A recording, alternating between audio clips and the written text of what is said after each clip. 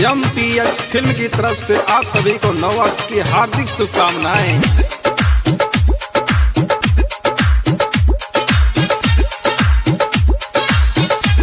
आप सभी दोस्तों को सिंगर फूलचंद देहाती की तरफ से नया साल मुबारक हो।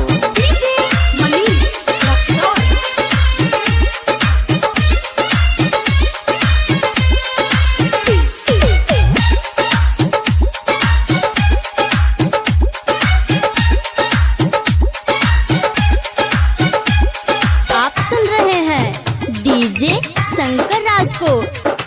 चलो करे पार्टी बनावल पंडाल में, चलो करे पार्टी,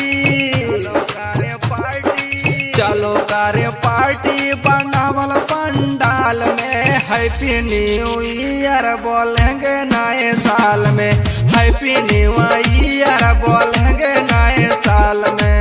हैप्पी न्यू ईयर दोस्तों।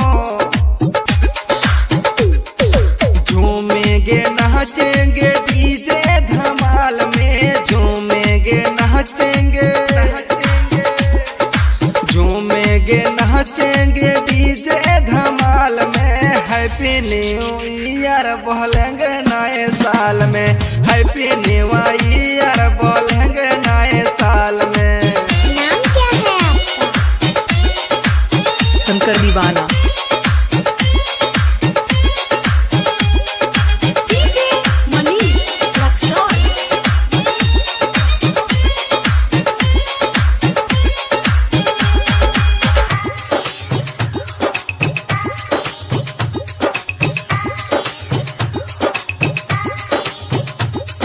सर्दा सर्दा मौसम में महान बाउराइल बा, सर्दा सर्दा मौसम में। MPH फिल्म की तरफ से आप सभी को नववर्ष की हार्दिक शुभकामनाएं। सर्दा सर्दा मौसम में महान बाउराइल बा, नाचो गाओ मस्ती में साल नया आइल बा, साल नया आइल बा, साल नया आइल बा।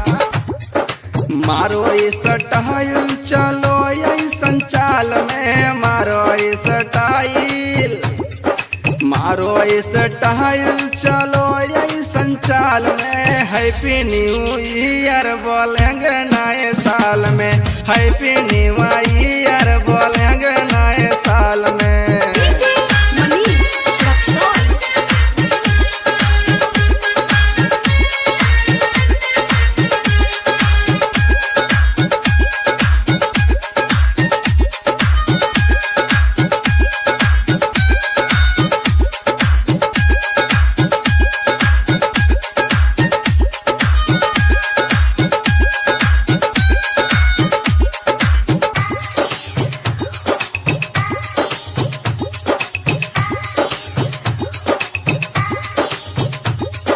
जागी जागी रात सबे खुशियाँ मनावेले, जागी जागी रात। आप सभी दोस्तों को सिंगर फूलचंद देहाती के तरफ से नया साल मुबारक हो।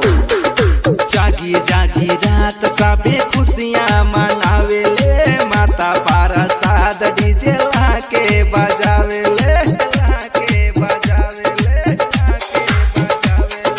फूलचंद देहाती घरे आजा कौनो हाल में, फूलचंद देहाती, फूलचंद देहाती, फूलचंद देहाती घरे आजा कौनो हाल में। हैप्पी न्यू ईयर बोलेंगे नए साल में, हैप्पी न्यू ईयर बोलेंगे नए साल में। आप सभी दोस्तों को नया साल मुबारक हो।